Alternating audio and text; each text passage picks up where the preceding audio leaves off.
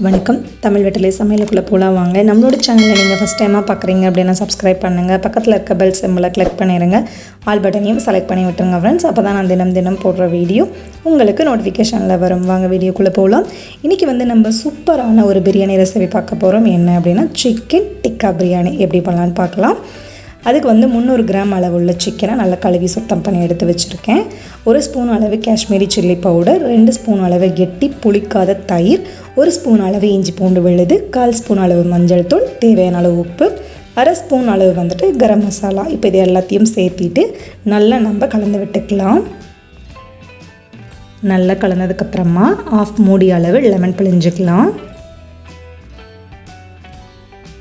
Lemon பிழிஞ்சதுக்கப்புறமா நம்ம normal வீட்டில் use பண்ணுற குக்கிங் ஆயில் ஒரு 3 ஸ்பூன் அளவு சேர்த்துட்டு அதையும் நல்லா கலந்துட்டு 1/2 மணி நேரம் நல்லா ஊற வச்சு எடுத்துக்கலாம்.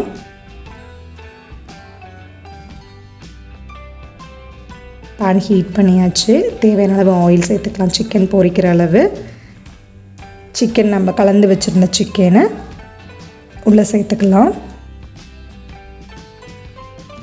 எல்லா சிக்கனையும் உள்ளே சேர்த்தாச்சு. சேர்த்துட்டு இப்போ பேக் சைடு திருப்பி விடலாம். நம்ம இப்போ நல்ல சிக்கன் நமக்கு குக் ஆயிருச்சு. இதை வேறு ஒரு பிளேட்டில் எண்ணெயை வடிச்சிட்டு மாற்றிக்கலாம்.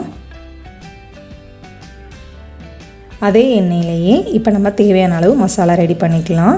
2 பெரிய வெங்காயம் கொஞ்சம் மெல்லிஸாக ஸ்லைஸ் பண்ணிவிட்டு அதுவும் உள்ளே சேர்த்து நல்லா கலந்துக்கலாம். கலந்துட்டு தேவையான அளவு உப்பு சேர்த்துக்கலாம். கொஞ்சம் மஞ்சள் தூள் சேர்த்துட்டு நல்லா கலந்துக்கலாம். நம்ம நல்லா கலந்ததுக்கப்புறமா பெரிய சைஸ் ஒரு தக்காளி நல்லா மிக்சியில் அடிச்சுட்டு அந்த விழுதையும் உள்ளே சேர்த்துக்கலாம். 1 ஸ்பூன் கரம் மசாலா, 1/2 ஸ்பூன் தனி மிளகாத்தூள் சேர்த்துருக்கேன். 1 ஸ்பூன் அளவுக்கு தயிர் சேர்த்துக்கோங்க. சேர்த்துட்டு நல்லா கலந்துட்டு புதினா இலை மல்லி இலை ஆட் பண்ணிக்கலாம். ஆட் பண்ணி அதுவும் நல்லா கலந்ததுக்கப்புறமா 1 ஸ்பூன் அளவுக்கு இஞ்சி பூண்டு விழுது சேர்த்துக்கலாம். சேர்த்து நல்லா கலந்ததுக்கப்புறமா 3 பச்சை மிளகா கீரி போட வேண்டாம், கட் பண்ணியும் போட வேண்டாம். இப்படி உடைச்சிட்டு நம்ம சேர்த்துக்கலாம். இப்படி கீரி போட்டோம் கட் பண்ணி போட்டோம் அப்படின்னா விதையெல்லாம் ஃபுல்லாக வெளில வந்துடும், காரம் நிறையா இருக்கிற மாதிரி இருக்கும். அதுக்காக நம்ம இப்படியே உடைச்சிட்டு சேர்த்துக்கலாம். 1/2 ஸ்பூன் அளவு மல்லித்தூள், 1/2 ஸ்பூன் அளவு ஜீரகத்தூள் சேர்த்துக்கலாம். சேர்த்துட்டு இப்போ இது எல்லாத்தையும் நல்லா கலந்ததுக்கப்புறமா நம்ம எண்ணெயில் பொரித்து வச்ச சிக்கனையும் இந்த கிரேவியில் நம்ம கலந்து விட்டுக்கலாம். நல்லா கலந்துட்டு இன்னும் கொஞ்சம் புதினா இலை மல்லி இலை சேர்த்துக்கலாம். ஒரு 1/4 டம்ளர் அளவுக்கு குறைவான அளவு தண்ணி, ஒரு 1/4 டம்ளர் அளவு தண்ணி சேர்த்துக்கலாம். நம்ம தண்ணி சேர்த்து நல்லா கலந்துட்டு அது அப்படியே இருக்கட்டும். நம்ம அதுக்குள்ளே அரிசி வேக வச்சு ரெடி பண்ணிக்கலாம். 2 ஏலக்காய், 4 கிராம்பு, 2 துண்டு பட்டை, 2 பிரியாணி இலை, கொஞ்சம் உப்பு, 2 ஸ்பூன் அளவுக்கு ஆயில் சேர்த்து நல்லா கலந்துக்கலாம். தண்ணி நல்லா கொதிக்கட்டும். அதுக்கு முன்னாடி பாஸ்மதி ரைஸ் 2 டைம் நல்லா கழுவிட்டு 20 நிமிஷம் போல் ஊற வச்சு வச்சுருக்கேன். அந்த அரிசியை தண்ணியை வடிச்சிட்டு நம்ம உள்ளே சேர்த்துக்கலாம். உள்ளே சேர்த்துட்டு நல்லா ஒருக்க கலந்து விட்டுக்கோங்க. நல்லா கலந்தாச்சு. நல்லா 85% வரையில் நல்லா சாதம் நமக்கு குக் ஆகி வரணும். வேகலை, இன்னும் கொஞ்சம் வேகட்டும். சாதம் இப்போ நல்லா வெந்துருச்சு. இந்த டைமில் நம்ம தண்ணியை வடிச்சிட்டு வேறு ஒரு அகலமான பிளேட்டில் வச்சு ஆற வச்சுக்கலாம். நல்லா வடித்து ஆற வச்சதுக்கப்புறமா ஒரு குக்கர் வச்சுக்கோம் அடுப்பில். குக்கர் நல்லா ஹீட் ஆனதுக்கப்புறமா 3 ஸ்பூன் அளவுக்கு நெய் சேர்த்துக்கலாம். 2 ஸ்பூன் அளவுக்கு ஆயில் சேர்த்துக்கலாம். ஆயில் சேர்த்துட்டு இப்போ நம்ம அடுப்பை ஆஃப் பண்ணி தான் வச்சுருக்குறோம். ஃபஸ்ட்டு லேயரை செட் பண்ணிவிட்டு அப்புறமா நம்ம அடுப்பை ஆன் பண்ணி தம் போட்டுக்கலாம். இப்போ நம்ம வடித்து வச்ச சாதத்தை மேலே ஒரு லேயர் வச்சாச்சு. வச்சதுக்கப்புறமா நம்ம ரெடி பண்ண சிக்கன் டிக்கா கிரேவியை மேலே வச்சாச்சு. இது ஒரு லேயர் வச்சிடலாம். நம்ம வச்சுட்டு கொஞ்சம் புதினா இலை தூவிக்கோங்க. தூவிட்டு திருப்பி கொஞ்சம் சாதம் வச்சுக்கலாம்.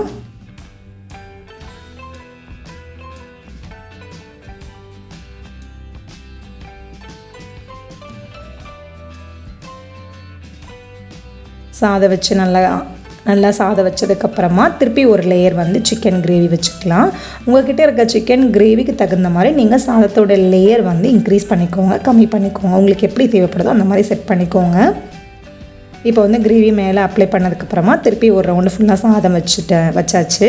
வச்சதுக்கப்புறமா நீங்கள் நல்ல சூடான பாலில் குங்குமப்பூ சேர்த்துட்டு அந்த பால் கூட நீங்கள் மேலே சேர்த்துக்கலாம். நான் குங்குமப்பூ ஆட் பண்ணலை, ஃபுட் கலர் தான் ஆட் பண்ணியிருக்கேன். சும்மா மேலால் கொஞ்சம் ஆட் பண்ணியிருக்கேன். ஆட் பண்ணிவிட்டு புதினா இலை மல்லி இலை தூவிட்டு ஜீரகத்தை ஒரு 1/4 ஸ்பூன் அளவு ஜீரகத்தை லைட்டாக கையில் க்ரஷ் பண்ணிவிட்டு அதை மேலால் தூவி வச்சுருக்கேன். 7 நிமிஷம் வந்து அடுப்பை வந்து நல்ல மிதமான தீயிலே வச்சுருங்க. ரொம்ப சூப்பரான சிக்கன் டிக்கா பிரியாணி அழகாக தயாராகிருச்சு. நல்லா லேயராக சிக்கன் கிரேவி வெள்ளை ரைஸோடு சாப்பிடையில ரொம்ப சூப்பராக இருந்தது. பாருங்கள், ரொம்ப சூப்பராக அழகாக லேயராக இருக்குது பாருங்கள். இப்போ இதை நம்ம வந்து ஒரு பிளேட்டில் மாற்றி வச்சிடலாம். நல்லா சூடாக சாப்பிடையில ரொம்ப சூப்பராக இருக்கும். பாருங்கள், சாதம் அந்த சிக்கன் கிரேவியோடு கலந்து வருது பாருங்கள். இது ரொம்ப சூப்பராக இருக்கும். கண்டிப்பாக அந்த ரெசிபியை ட்ரை பண்ணுங்கள். லேயராக இருக்குது பாருங்கள். குக்கர்லேயும் அதே போல் கொஞ்சம் கூட அடி ஒட்டவே இல்லை. சிக்கன் டிக்கா பிரியாணியோட தொட்டுக்கிறதுக்கு சில்லி சிக்கன் பண்ணியிருக்கேன். எக்கு ஆனியன் பச்சடியோடு சாப்பிடையில ரொம்ப சூப்பராக இருந்தது. சூடாக சர்வ் பண்ணிவிட்டு எப்படி இருக்குன்னு சொல்லிட்டு கமெண்ட் பண்ணுங்கள். நம்மளோட சேனலுக்கு சப்ஸ்கிரைப் பண்ணுங்கள். அப்போ தான் நாளைக்கு நான் போஸ்ட் பண்ணுற வீடியோ உங்களுக்கு நோட்டிஃபிகேஷனில் வரும். தேங்க்யூ.